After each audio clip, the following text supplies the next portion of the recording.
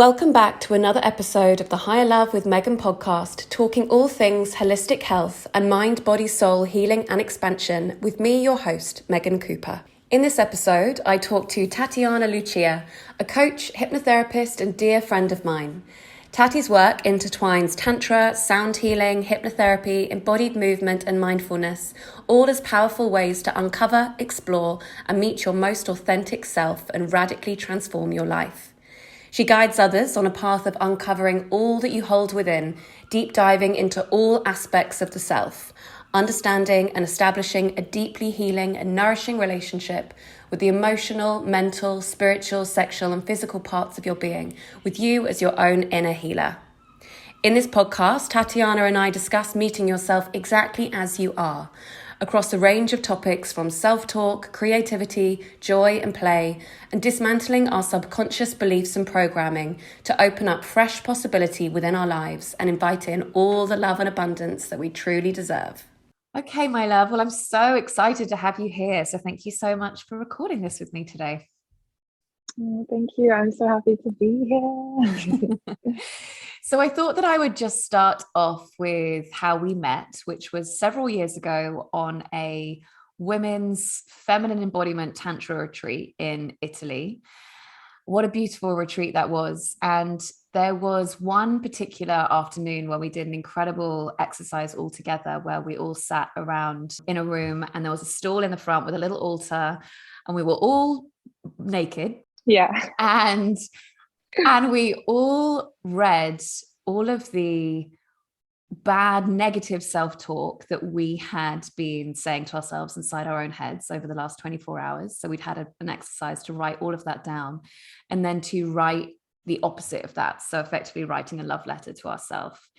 And we were invited to all sit one by one and read it out in front of everybody else, which was really hard to read all of that shit that we say to ourselves inside our own head, and then really healing to read the opposite. And honestly, I think that it was one of the most profound healing experiences that I've had on a retreat, just to hear other women say pretty much identically things that you've also written down, that you've said to yourselves, because it's so easy for us to think that we are the only ones that say this shit or think this stuff about ourselves. But it was so healing to hear everybody else doing the same, and women who you regard as really beautiful and successful and amazing and magnetic, and then being like, oh, why are you so fat? Why is your hair or your skin so shit? Like all of this stuff. So I just wanted to include that at the beginning because it was such an incredible bonding experience. And just for you to speak to a little bit about that. Yeah, it was incredible. I remember that retreat so clearly. I was actually this morning on my way driving home to come and record this with you. I was reflecting on actually how much of a catalyst that retreat was in my life. Like at that point, I just finished my undergrad degree in London and I was set on staying in London, and I had 2 jobs lined up and I was so happy. And I remember sitting up in the mountains of Tuscany and being like, oh my God, what am I doing? And then leaving that retreat and on the train from Vienna to Florence, messaging like my future bosses, my family, like, and just being like, I'm not moving.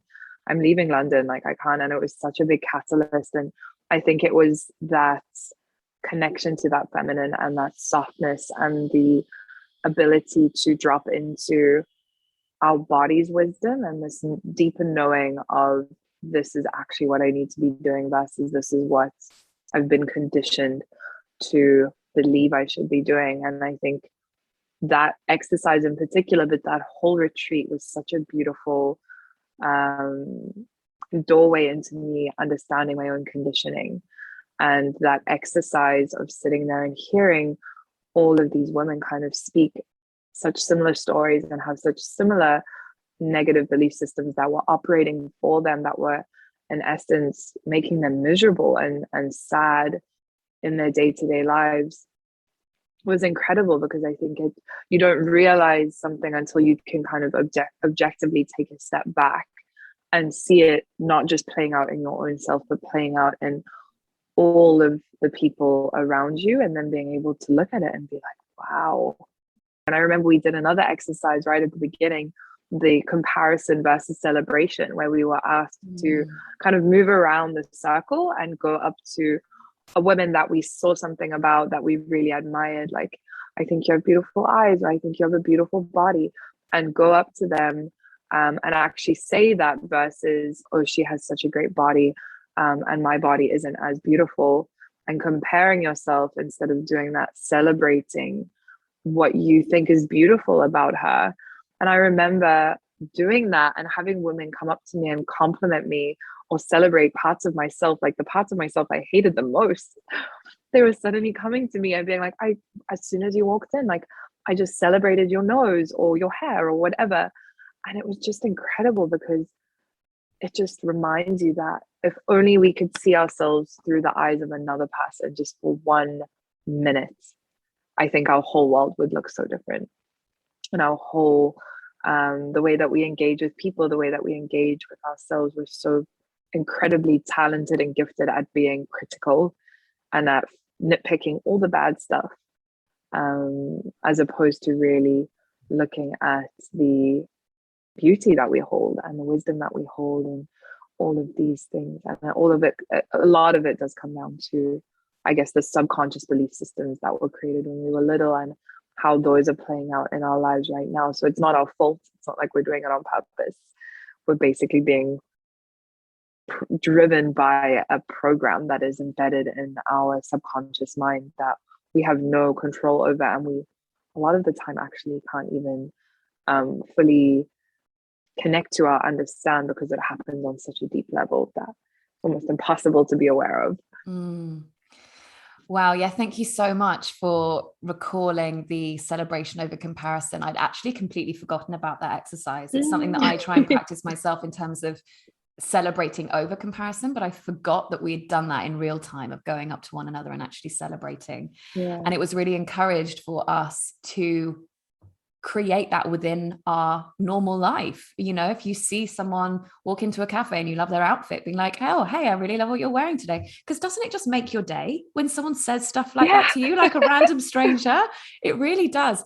And I think it's such a useful approach as well with the world that we live in now, of continual marketing and ads and social media and stuff, always up against the stuff which makes us feel less than, or like we're lacking something. And I know that so many of the women that I work with really struggle with comparison, as we all do in this day and age. And I think it's such a useful approach to then be able to, instead of looking at an image and making it seem like there's something wrong with you and comparing yourself, to be like, oh no, I celebrate this. I celebrate that there is success in the world. I celebrate that there's abundance in the world. I celebrate that there's beauty in the world. And just because somebody else has this doesn't take away from what I have. It's just that it's there, and there's plenty to go around, you know. And I think it's such a beautiful practice when we can get ourselves into that state, especially as women, because there's so much like sisterhood wounding, you know. So I think that it's such a beautiful thing to be able to celebrate over compare. So thank you for bringing that one up. Yeah, the connection that comes from it is incredible. I've seen it with myself so much over the past 3 years, stepping into women's work and running retreats, especially in the process of co-facilitation of women's retreats.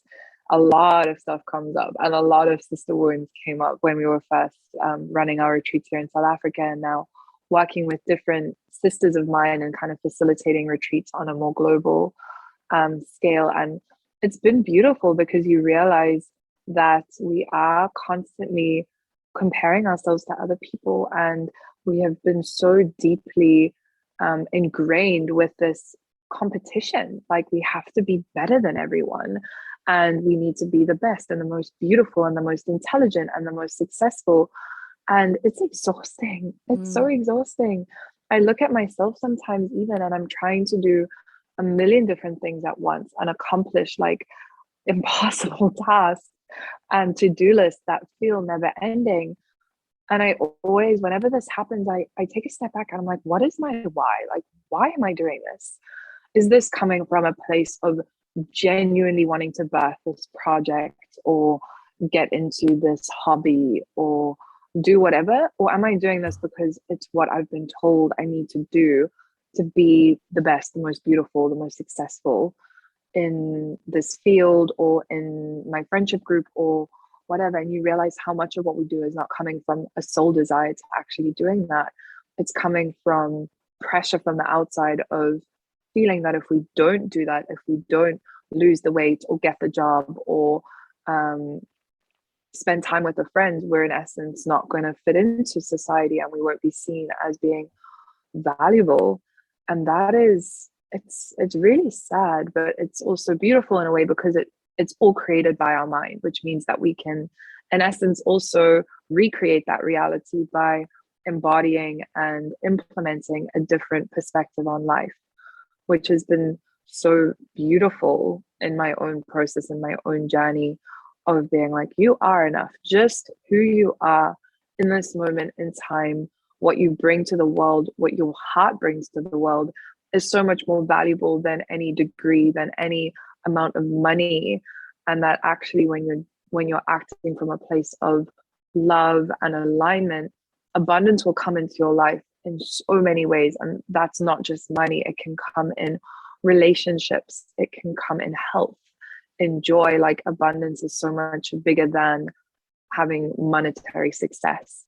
And I think having that realization has allowed me to let go of a lot of pressure I had on myself to be like, oh, the only way I'm going to be abundant is if I'm making this much money. Like, no, I would rather have less money and live a life full of community and people I love and be able to be with family and friends and in nature and not be working an 18-hour day or be super stressed like a lot of people in high power, very high earning positions are, that end up coming to coaches like you and myself being like, I'm miserable, I have all this money, I have this big beautiful house, but I feel empty, I feel burnt out, my physical health is taking a toll, I've neglected my relationships. So it's, I think, really, and I see this paradigm happening more and more in the world of seeing how I think the way that people are seeing life is shifting. And there's almost this new paradigm that's coming into play. And I think COVID and everything that's unraveled over the past few years is playing a big role in this. People actually really questioning, what do I need to be happy? What is my true desire, as opposed to where have I fallen into the rat race of societal conditioning of doing all the things that we've been taught we need to do, when actually that's not a source of joy at all. It's a source of stress and burnout and sadness. So it's been amazing being able to witness this and just see it all unfolding in myself and the people around me. And I think it brings a lot of hope that we can keep evolving as a race. I mean, as a species, and to really evolve to a place where maybe we can all be living a life that feels really abundant and full and joyful. And I think a big part of what my work tries to do is to just give people the tools for that and to support them on that journey on creating that reality that feels abundant, and making those tools accessible to everyone. I love everything that you said just then, but there are a couple of things that I wanted to pick out. The first was, I listened to a podcast by my friend Sarah, who runs the Expand Her podcast, and she did an episode on manifestation and about the blocks in manifesting when people are like, but I'm sitting there and I'm imagining myself doing all these things and it's just not coming to me. And one of the things she said was that sometimes we can be manifesting from a place of ego as opposed to manifesting from a place of soul, which is kind of what you were saying there, that we can think that we want all these things, but it's coming from a place of thinking that we ought to have all these things, or that we should have all these things, or that it would look good if we had all these things, as opposed to, no, this thing is really aligned to the truth of who I am and the person I am and the work that I'm here to do and the purpose that I'm here for, etc. And when we align with the latter version of that, things are magnetically drawn to us. We attune ourselves, let's say, like it's the frequency, and those things are attracted to us, as opposed to when we're like pushing ourselves into a kind of like square peg round hole type thing, trying to bring things to us. So I love what you were saying there, and also what you were saying in terms of joy and play. You know, I think that especially in the Western world, I think that it's so easy to slip into that kind of like hustle and getting things and being busy, and it's like we forget the play and the joy. And on when I did my advanced yoga teacher training, my incredible teacher Deep, who I've done now like 900 hours of yoga training with, when things got a bit serious, as they tend to do, because you're doing yoga day in, day out for a month, and there's a lot of processing stuff that comes through and a lot of emotions that come out. And sometimes when the room would get a little bit heavy, he'd be like, okay, right, stop, no more yoga, we're just going to put on some music and everyone's just going to dance. And that was just the lightness that he brought to life, was just so so catalytic for me, just to create more joy in my life. Because just for adults to be more silly as well, like just to create time for silliness, I think all of those things is so healing, just lightness and play. And you look at kids and they're constantly playing. As adults, we perhaps don't have that available to us, but just being able to bring more joy and lightness and play and creativity. And I know that we're like, one of the things I want to talk to you about is creativity, but bringing those things back into our life literally like shifts our vibration, doesn't it?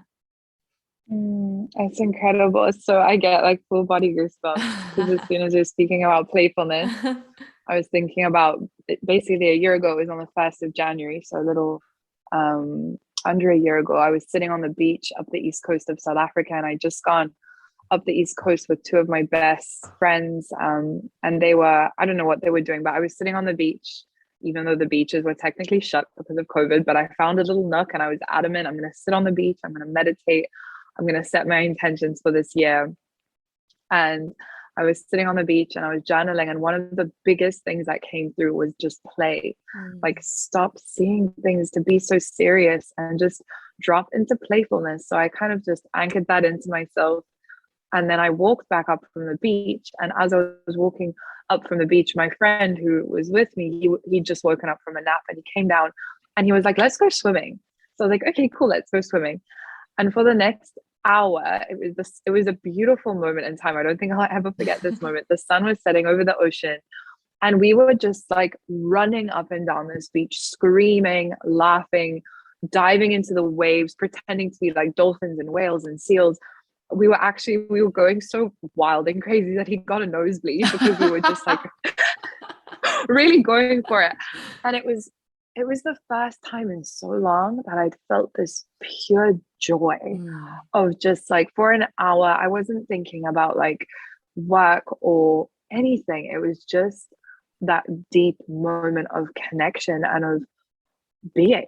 And I think that's what's really drawn me back into my creative process this year of working in kind of the art realm once again, which is something I put to the side for a very long time after school. I kind of always had this dream of going to art school, but instead of going to art school, I went the psychology route, because everyone told me the starving artist narrative of you can't earn money making art and you need to do something serious, and art can be your hobby. So that's what I did. And I look back at it now and I would do it all over again, but there's a little part of me that feels like, oh, if only I would have listened to my intuition and that knowing of like, this is what my soul wants to do. So I've kind of seen it now as a chance to really step back into play.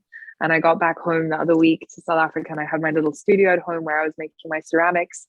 And I was like, okay, I understand this process. How can I do something completely different that's going to force me to just do and create without thinking?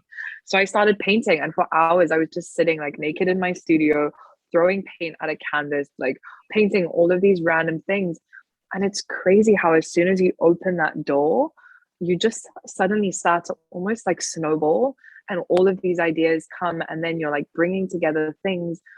And it just reminded me how creativity is such a beautiful vessel for being and for connecting to something that's much greater than what we are. And I'm really starting to understand it as being almost a spiritual practice, which I never really understood when I was younger and in high school and making art. But it's been this beautiful reintegration and meeting of this whole other world that I didn't really know existed, and that I'd been running away from out of fear. Actually, there was something so vulnerable around art, where like creating is so scary because it's, at the end of the day, everyone's perception of it is going to be subjective, and we can't do something that is going to be perceived by everyone to be right or beautiful or accepted.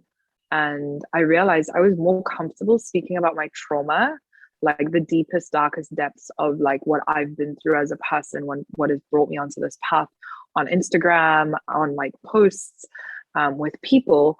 And then when it came to me sharing my art, I suddenly turned into this very shy person where I was like, oh no, I could never do that. I could never show someone one of my paintings. Wow. I was like, how crazy is that? That I was so afraid because it was a part of me that someone could decide they didn't like. And then I started looking at, oh wow, in how many ways is this a reflection of how I show up in the world, where I'm always trying to be this person that is likable, that people want to be around.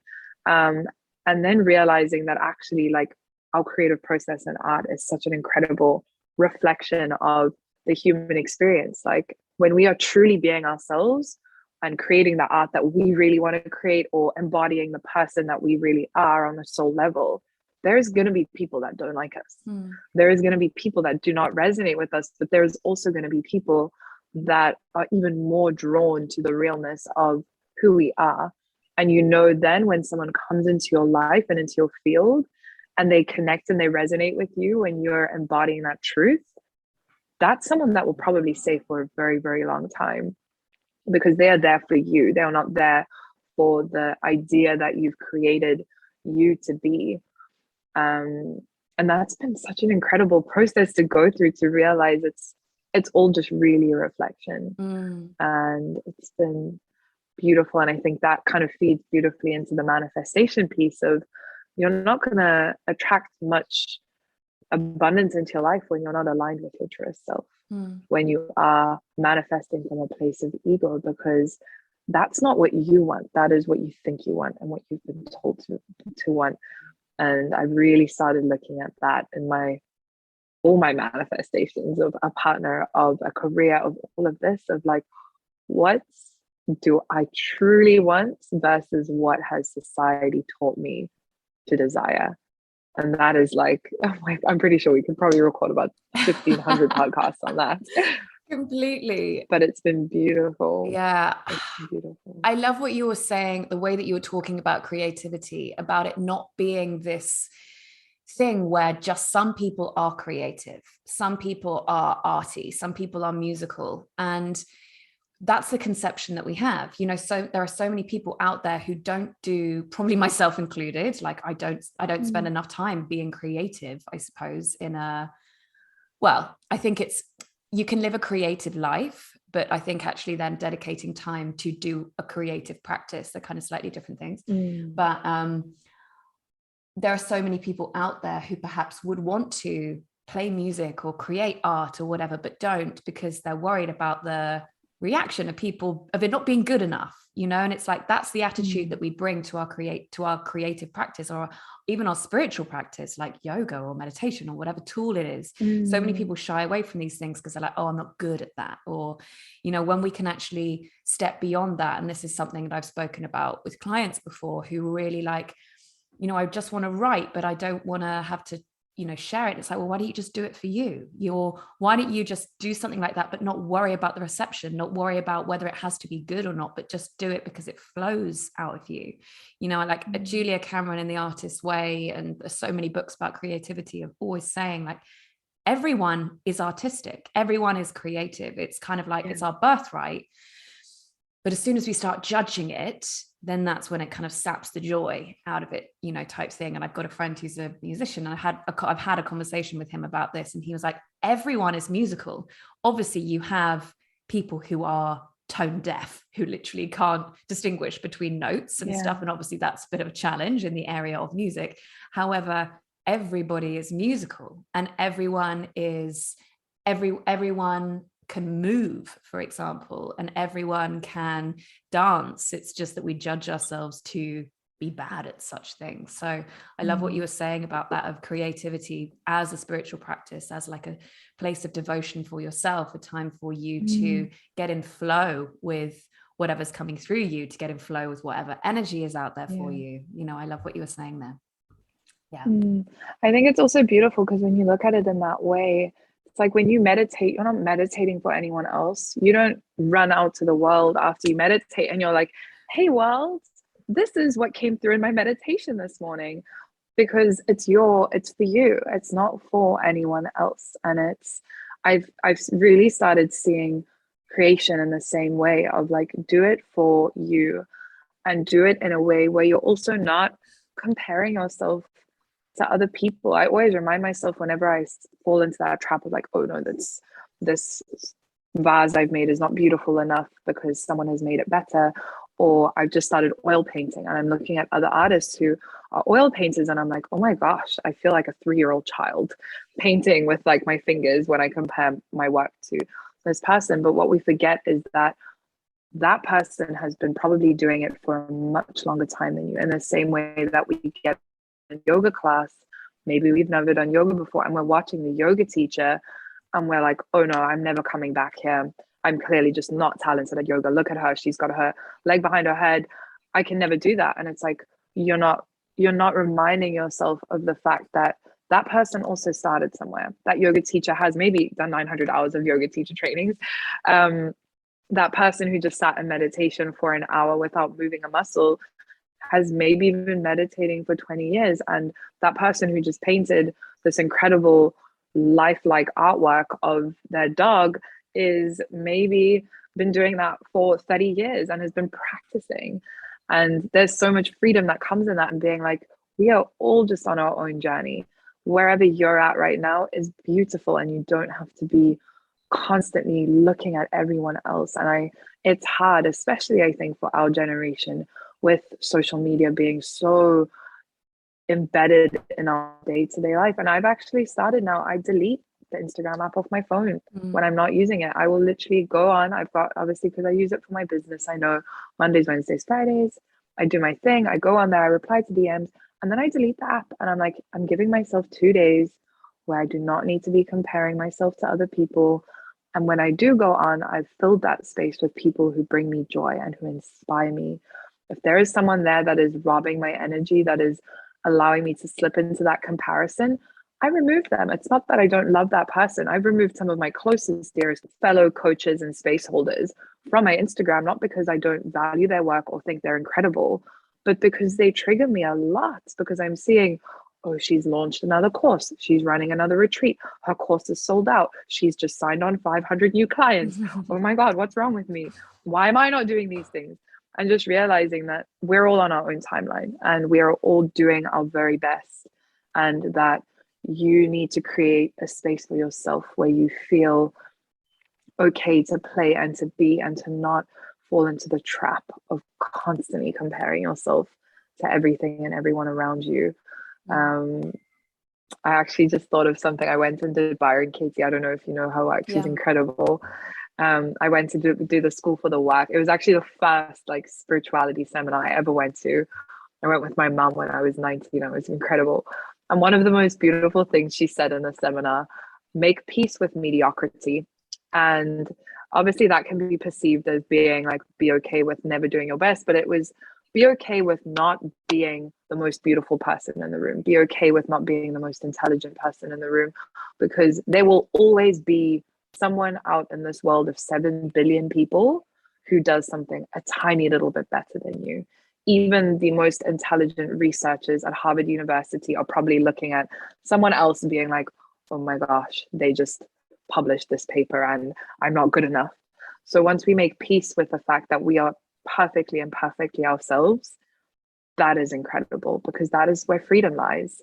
Because you're not chasing after something, you're not trying to be something, you're just being you. And knowing that the people and the opportunities that come into your life when you're being you are going to be perfectly aligned, and they will match your frequency, and they will they'll feel like home in a way. I always feel that when things come through that feel really, really aligned, it feels like a homecoming. And that's incredible. And I think that's a beautiful way to live, to just constantly be connecting to that truth in yourself, as opposed to the world and what it's teaching you, trying to teach you to do.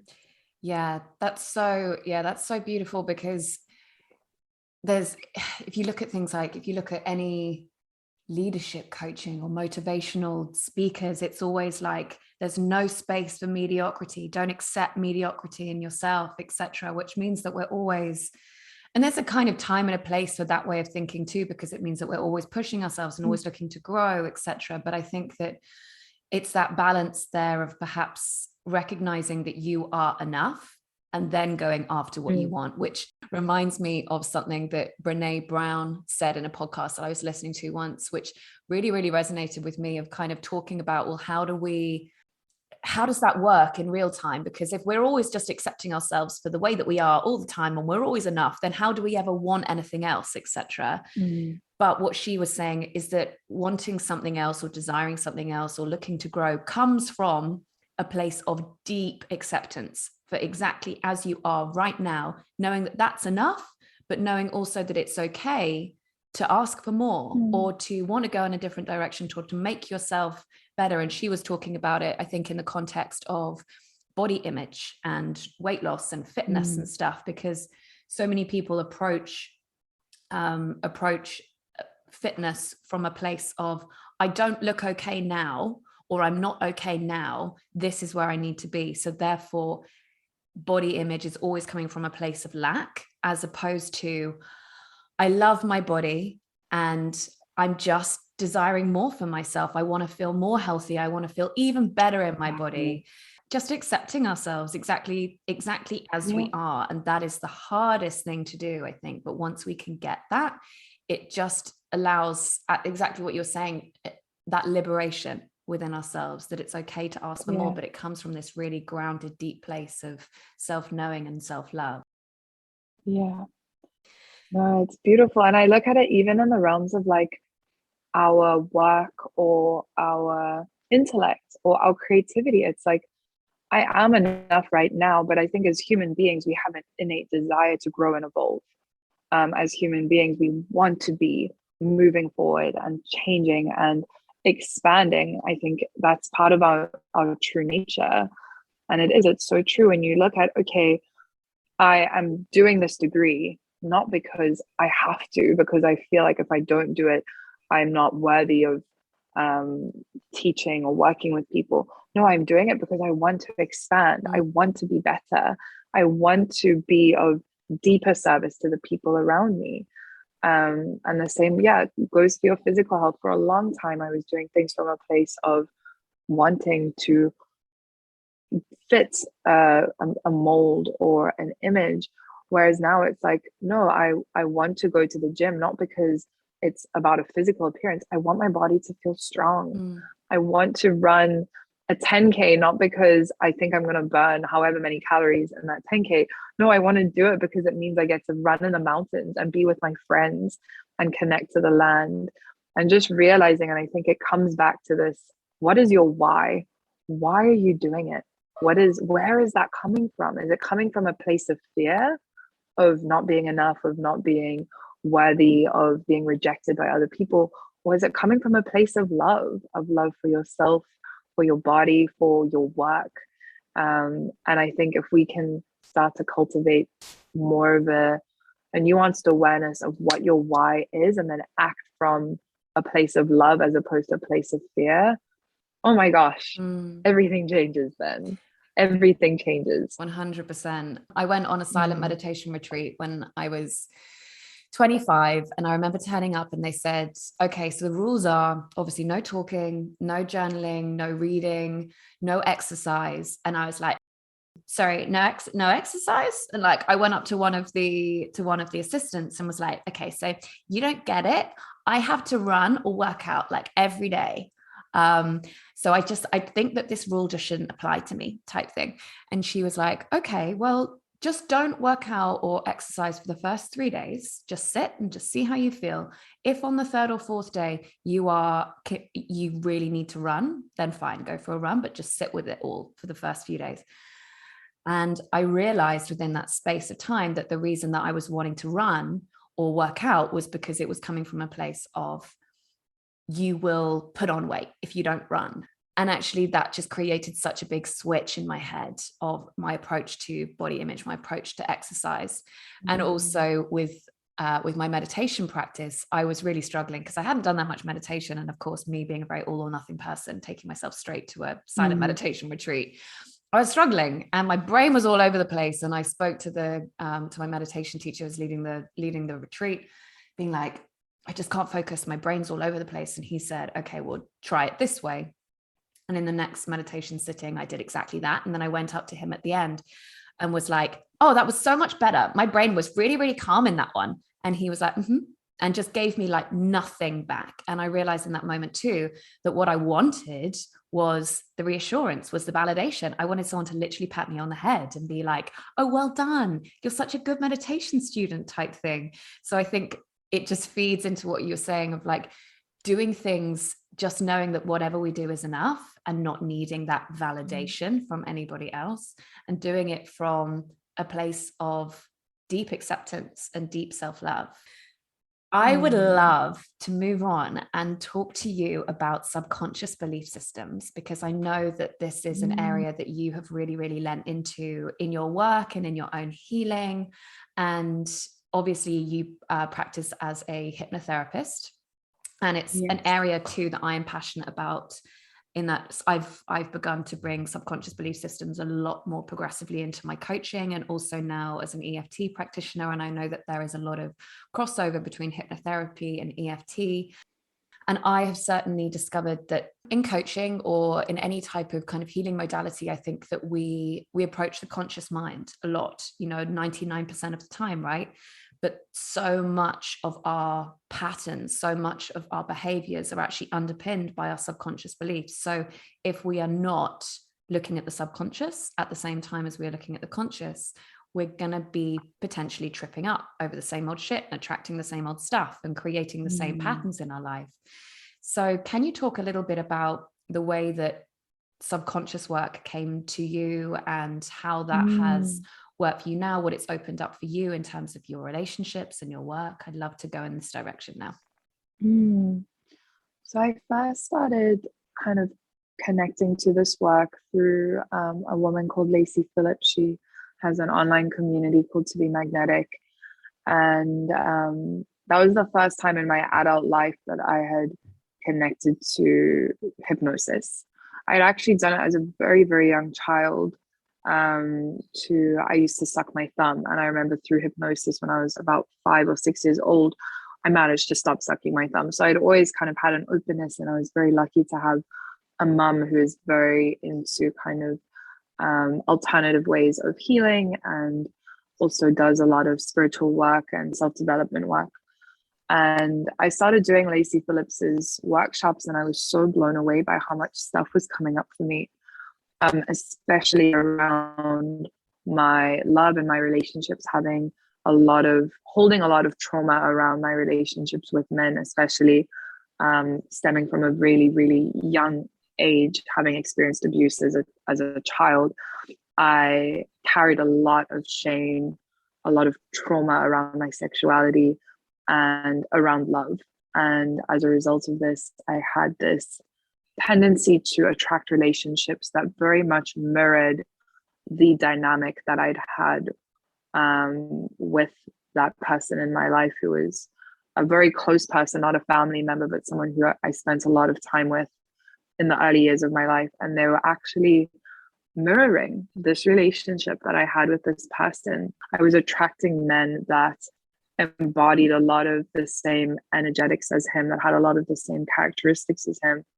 I'd created a belief system around love that men only wanted me for my body, because that is the dynamic that played out in this relationship, where I would receive love and attention and affection because he wanted something from me.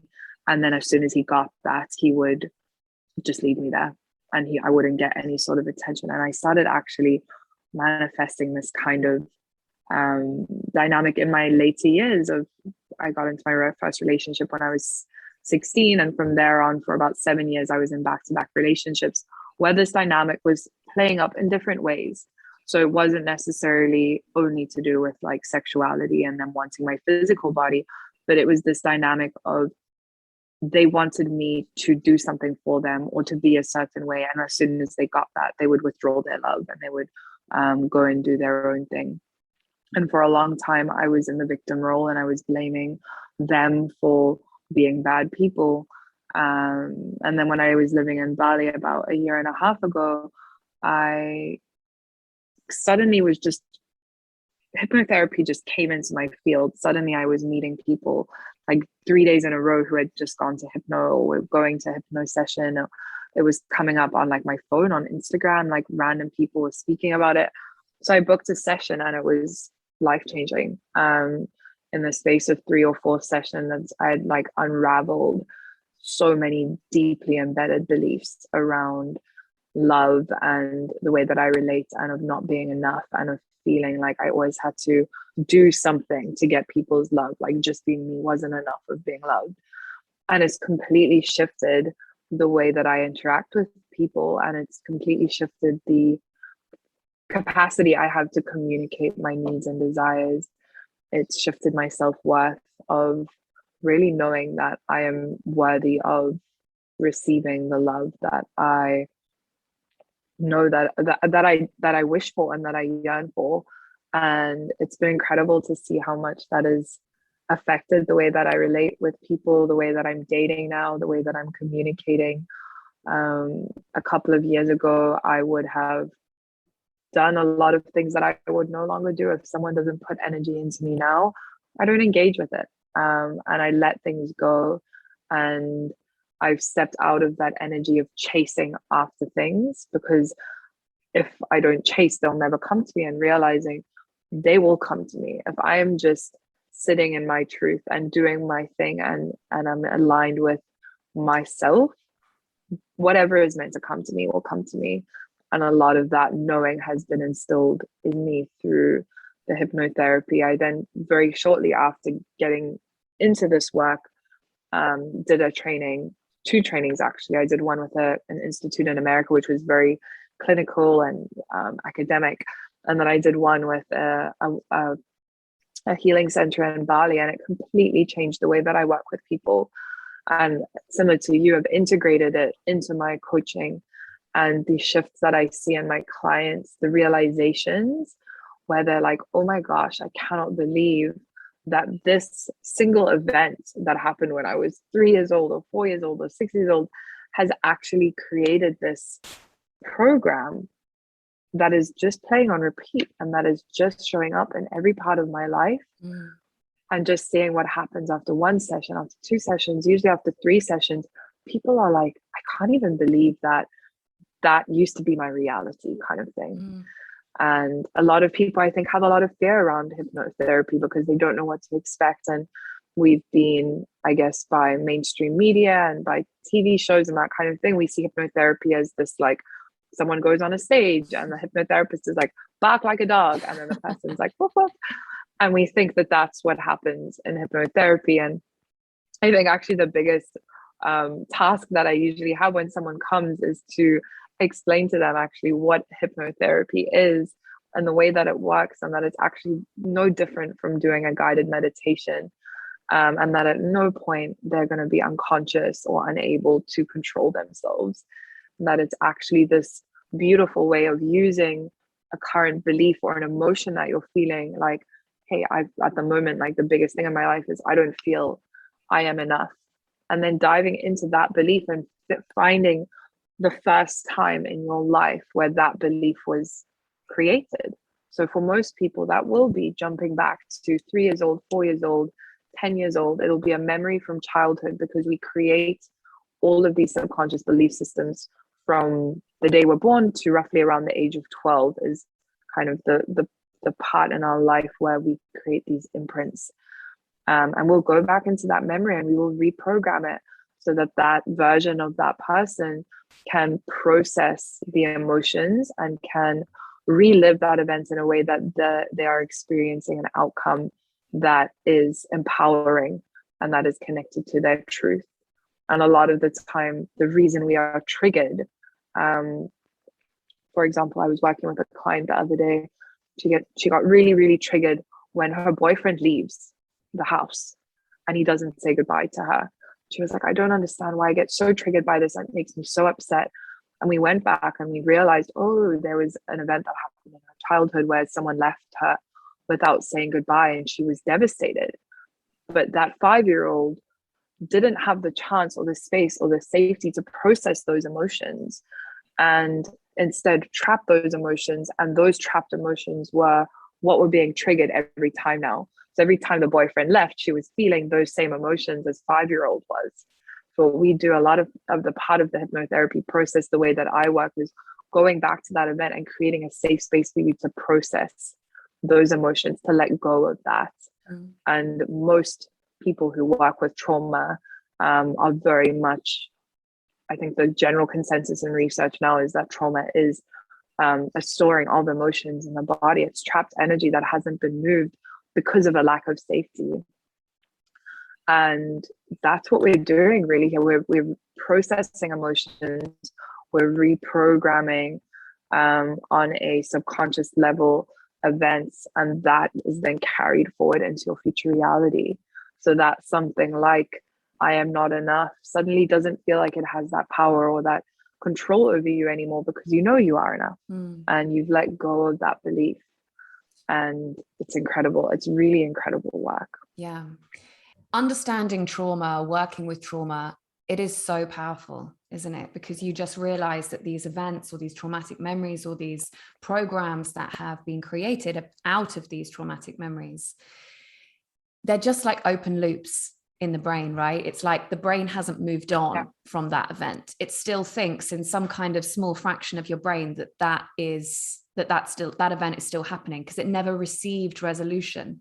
Trauma is when we felt powerless within a situation and there was no opportunity to close the door on that. So it just keeps playing out and out and out until finally we're able to go back into it and have a look around and close the door on it and heal it and create a new possibility. So it's such powerful work. And I just had before I went down that path with EFT and understanding trauma, I just never really considered that so much of what is tripping us up in the here and now as adults has been going on for decades. You know, so many of our patterns, our beliefs were created before the age of 6, you know, like it created a blueprint for the rest of our lives. And it just made me kind of look at everybody with like a fresh pair of eyes and be like, wow, we're just like traumatized kids wandering around in adult bodies and trying to work through our stuff. And what you were saying there about triggers, it's like all of these triggers, instead of that being something that then has to run the show, it can be such a gift to show us what needs to be healed. It's like a signpost of where we need to go in order to create new possibility in our life. Can you give an example of, you know, you've talked about the way that you have used your subconscious in your relationships and, you know, what it's created in terms of, you know, you were saying to me that what it's created in terms of friends and family and intimate relationships and the way that you communicate as well and the boundaries that you set. So can you just speak a little bit to that?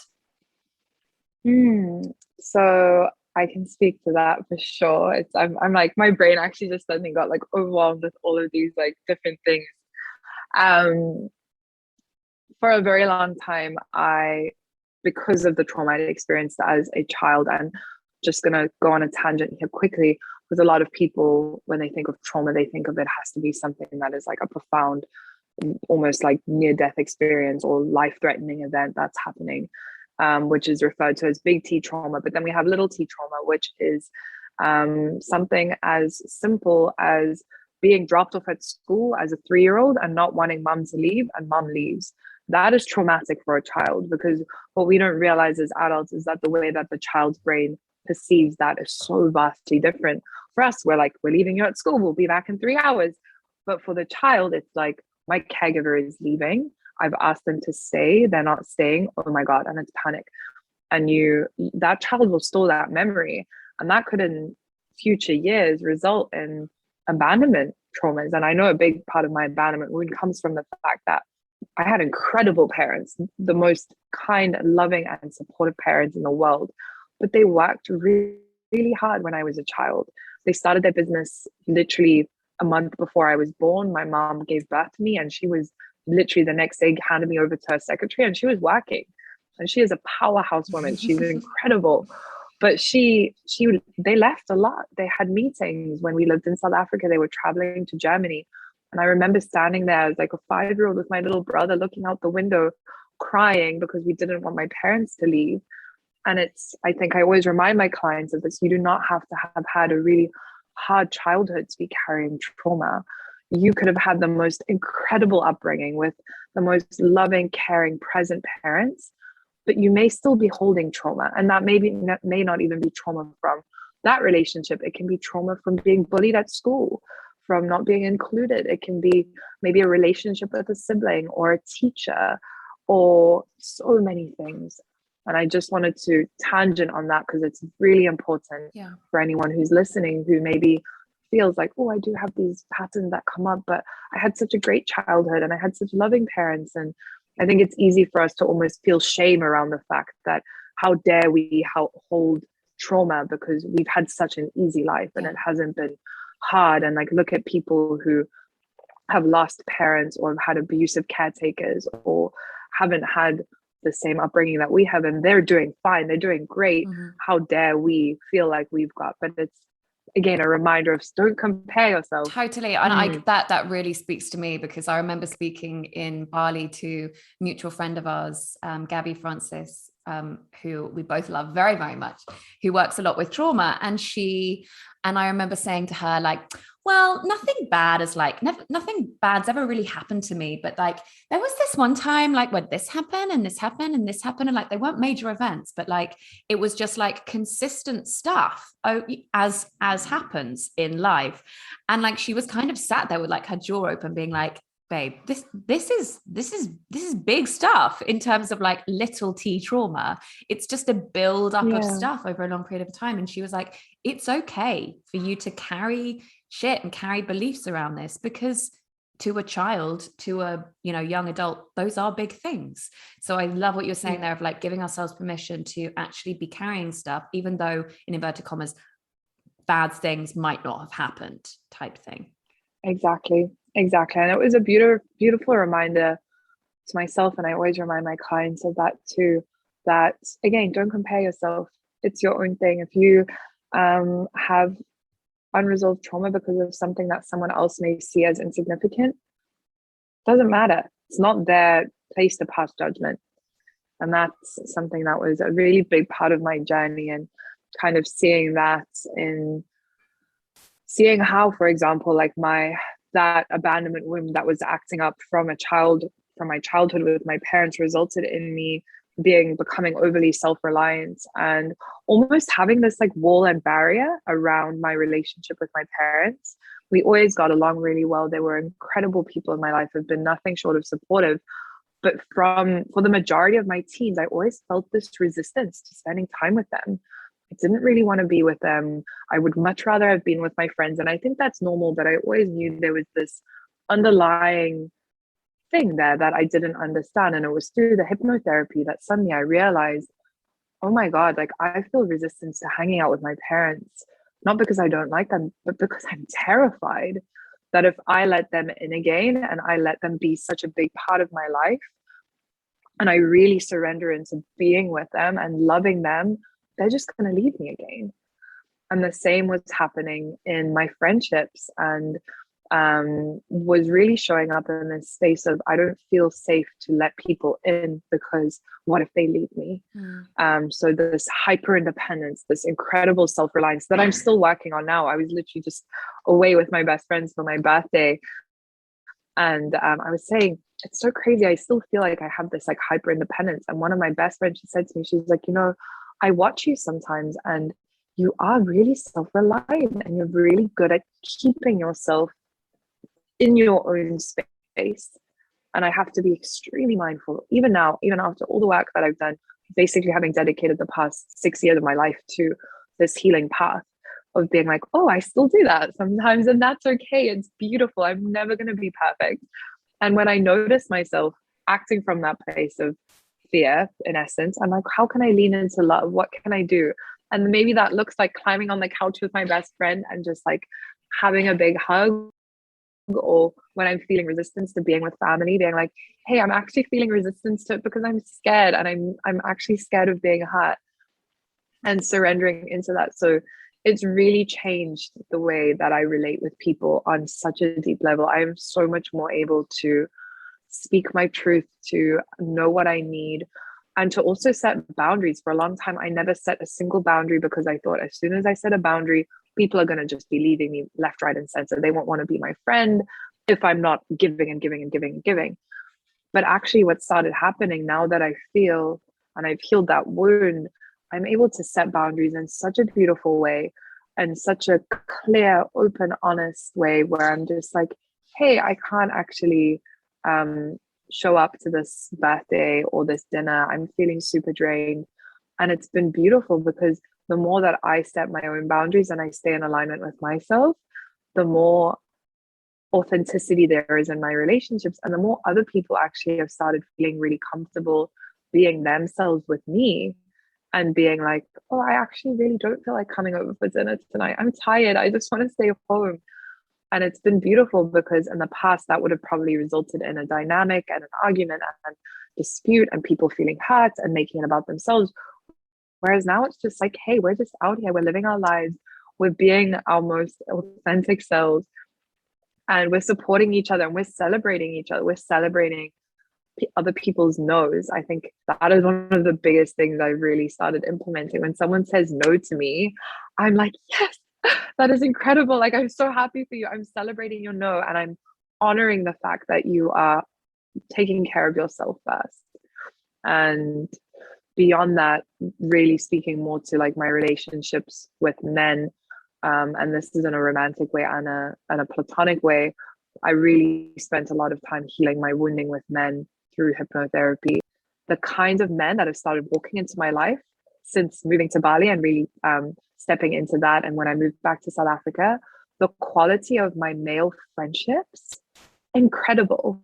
Like, some of my best friends now are men. I literally sat last night with one of my dearest friends. We sat on the couch for 6 hours and we just spoke about everything, like love and relationships and dating and feelings and our traumas. And it was incredible because up until a year and a half ago, I didn't think I could have those relationships with men. I thought men only wanted to be friends with me if there was something they were getting out of that. And it's been beautiful. It's really shifted, and I really started gaining clarity on what I really yearned for in a partnership versus what I was kind of wanting to manifest, again, coming from a place of ego and of what we think we need. So yeah, it's been really beautiful. I'd love to hear what has shifted for you with the EFT and diving into that. So much. Honestly, I find with every EFT session, it's like I just connect so many dots because everything touches everything in our mind, right? And I will start off a session with a belief, but then because with EFT, you are somatically working with your body. So you're feeling the energy of your body. So feeling like, how does this belief or how does this emotion manifest in my body? Where do I feel it? Oh, it's in my stomach. It feels gritty, or it feels heavy, and like, oh no, it's traveling up to my throat now, and that feels like a blockage, or feels like a heat in my shoulders, whatever it is. And you start to create these patterns between the emotions and when it comes up, and like, oh, I recognize that actually this reminds me of feeling like this, or this reminds me of this event and stuff. And the dots that you create between your beliefs and between your patterns, it's phenomenal. So I find like in any session, it feels like I'm going all around the houses with the beliefs and the thoughts and triggers and stuff that come up. But the lines that we join are just phenomenal, and the things that it clears and the stories that it brings up. And I realized that I was carrying the story that I was incapable. And even though I have all these trainings and I'm like hugely qualified in lots of different areas, I was still carrying the story that I was incapable in some kind of way. And I went back into a memory of doing like my maths homework as a child. And I realized that I was carrying a lot of baggage about like being bad at accounts and taxes and money and numbers and stuff from very like small events. And Also, a lot that's opened up within my relationships in terms of, I realized how I was bringing this performative energy to my relationships and to dating, and, you know, track that back to my early relationships in childhood and things, and how I would often go after guys that couldn't give me what I want, because then I got to prove somehow that I was worthy of their love and affection. And once I started to dismantle this, it was really interesting hearing you talk about all these like beautiful male friendships that you've brought into your life, because the same I've witnessed as I've untangled myself from those patterns. The same's been happening for me. And I've been having these like amazing conversations and amazing connections and amazing friendships. But that's because I think I've shifted so much in the type of love and friendships and intimacy that I'm worthy of, as opposed to always going after people in my life who I get to somehow prove myself and therefore get them to validate me. And if they don't give me what I want or whatever, then I get to chase after them and then kind of show like another aspect of myself that like, hey, look how shiny I am, you know, how about this type thing, and try this on. And it was just exhausting, like exhausting in my dating and exhausting in my relationships. And it's really interesting how just going back to those early memories and early beliefs, what it opens up to you, what it opens up for you. And I feel like doing this work has created so many more possibilities in terms of my relationships, my work, just the way that I feel within myself. And I think a beautiful thing about EFT as well is that and it's probably similar with hypnotherapy, because you feel the emotion in your body, the next time that comes up for you in your day to day, it's suddenly like your body remembers, and it's like, oh, here's the feeling. I know that this is bringing up this belief or whatever. And then by experiencing that, it means that you can make a new conscious choice in that moment. So it's just like it's like a new opportunity for self-care, because it's like, oh, this is coming up for me. I've got you in this moment. We're okay. We're safe. We can make a new empowered choice. And it just creates so much more possibility. So yeah. It's really fascinating. I definitely one that's like so tangible for me in that moment, what you were speaking about, is I created this I had this really bad habit with sugar where I would be completely fine the whole day. The evening would come around and suddenly I would be like, it only happened when I moved to London. I never had this before I moved to London. And from that moment, I had this weird thing about sugar where I actually could not go without sugar in the evenings. So I did a hypnotherapy session about a year and a half or longer, even 3 or 4 years after this thing started happening. I was like, I just don't understand. And it's so overwhelming and I have no control. In the hypno, we went back to me being a 3-year-old sitting at the breakfast table with my parents. Was the only time of day that I would get to spend time with my parents.